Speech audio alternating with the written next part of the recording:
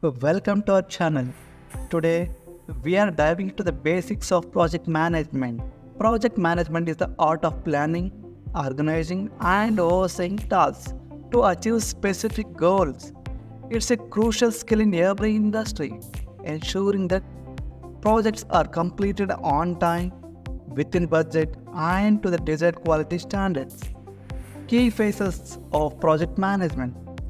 Project management typically involves five key phases: initiation, planning, execution, monitoring, and closing.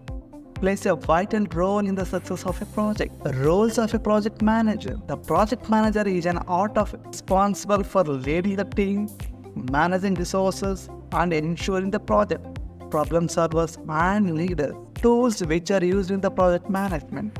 Project managers uses a variety of tools to stay on top of tasks such as Gantt charts, project management software like Asana, Jira, etc.